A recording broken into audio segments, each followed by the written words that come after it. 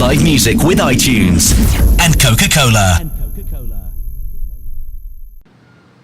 Hi, how you doing? It's a Brian here. We are outside Coco's in Camden for the iTunes Festival. Tonight, headlining is one and only Taio Cruz, and with support from Jay Sean. I'm sure tonight is going to be a real fantastic night. If you're coming down, I look forward to seeing you. If you're not, too bad. We're going to have some fun. How you doing? It's a Brian here. We are backstage of the iTunes Festival in the heart of the capital at the infamous Coco's. I'm here with the one and only Taio Cruz. How you doing, sir? I'm good. You said my name really slowly so you get it right, didn't you? You know what? I have to confess, I've been saying it wrong since I walked into the room, and he looked at me like, you're saying my name wrong. But I've got it now. How you doing? I got really African on him. I was about to fight. I was like, don't you understand my name? No, it's all good. I'm good. Thank you. Listen, first of all, thank you for talking to us. I know you got a real busy schedule going on, getting ready to perform tonight. Talking about tonight, what can we expect from you for the performance for the iTunes Festival? You're going to expect a sonic and visual extravaganza, the likes that you've never seen before in your entire existence. Wow. I need to be there for that. Okay, so the whole iTunes Festival, obviously with iTunes, it's kind of changed in terms of how your fans would access yourselves. I mean, back in the day we had vinyl, then we had CD, and now someone's coming through the door while we're trying to interview.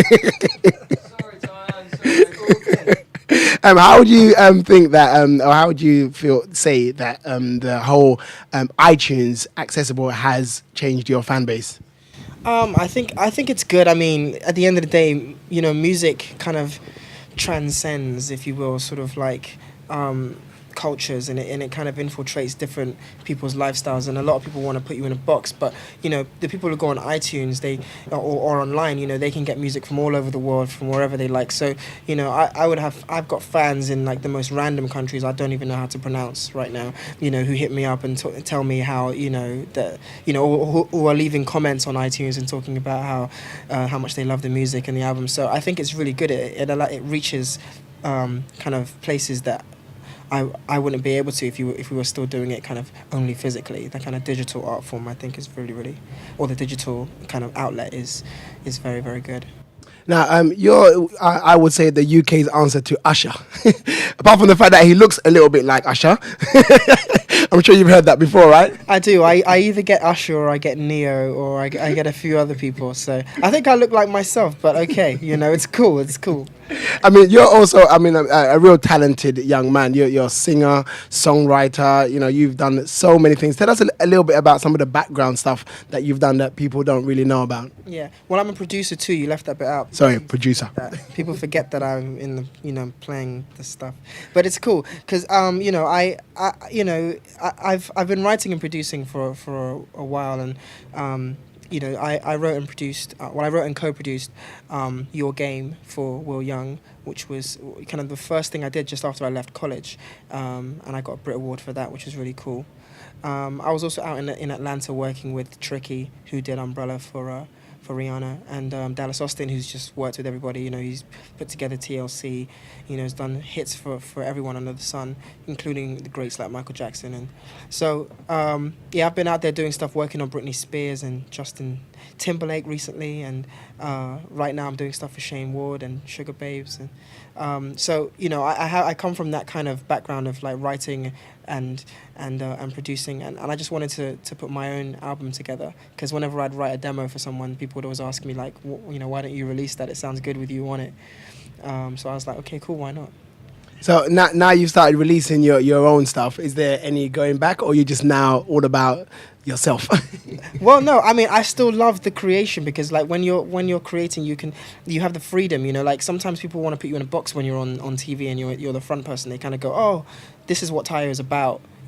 Whereas in the studio, no one's boxing me, so no, literally, no, like no one's putting me in a box or anything, so I can I can work with Ashley Simpson and then work with Korn the next day, or Linkin Park or Limp Bizkit, and then work with Jay-Z, but writing-wise, and I can express kind of my hip-hop side or my complete, thrash metal side, but when you're an artist, or a performer rather, you got it takes a little bit longer for an audience to get that. So you kind of you have to keep it in one vein and kind of slowly show them that you have other kind of facets. So it's a little bit more constrained by being being the front man, but it's fun.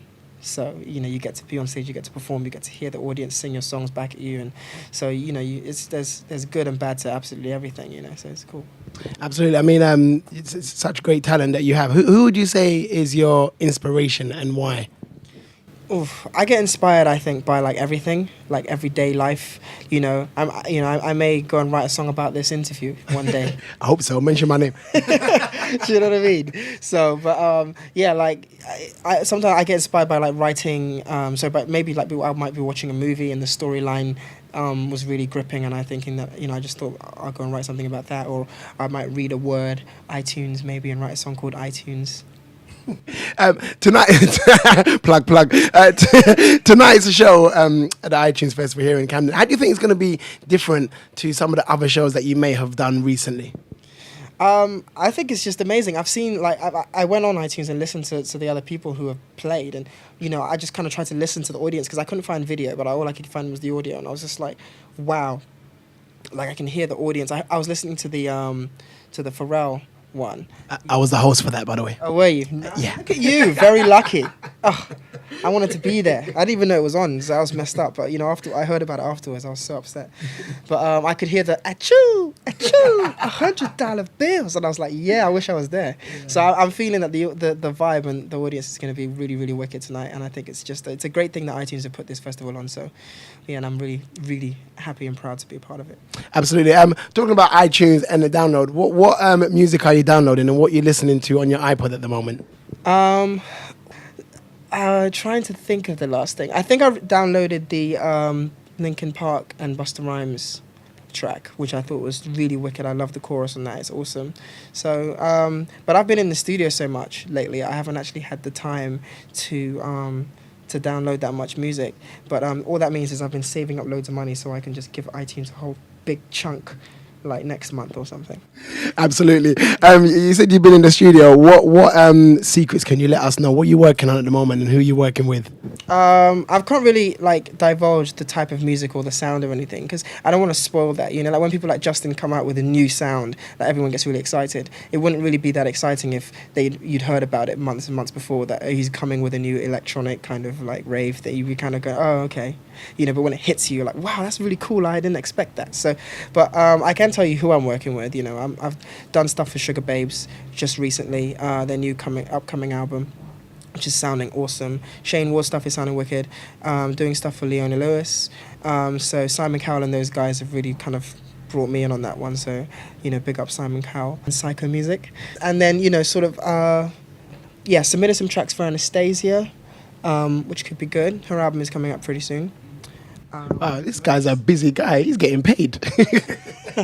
Well, not just yet, but maybe next year when all these songs come out, and I'll get my Pharrell on. I'll have like a Taio Cruz belt in diamonds, kind of all over it. Absolutely, the future is definitely bright with you. Talking about the future, tell us about the album out at the moment and a couple of new singles from the album as well. Yes, the album Departure is out now, so you can get it on iTunes. And got a new single coming out, which is called She's Like a Star. She's like a star. Like a star, like a star. Yes, and the video features the gorgeous Roxanne McKee, who's actually in Hollyoaks. So she plays Louise in Hollyoaks, and she's gorgeous and she's a wicked person. She's so sweet and a great actress, and we put it down in the video. So, and they put it down in the video. Yes, it was such a hard day's work. It really was. I don't know if I'd be able to do it again. Can we trade places? So just for a wrap up, Taio. There you go. That's right. Now you're never gonna get it wrong. I'm never gonna get it wrong. Just for the record, it's not Taio, it's Taio. That's right. Okay. Can I say that one more time? Yeah, not Taio, Taio. Thank you.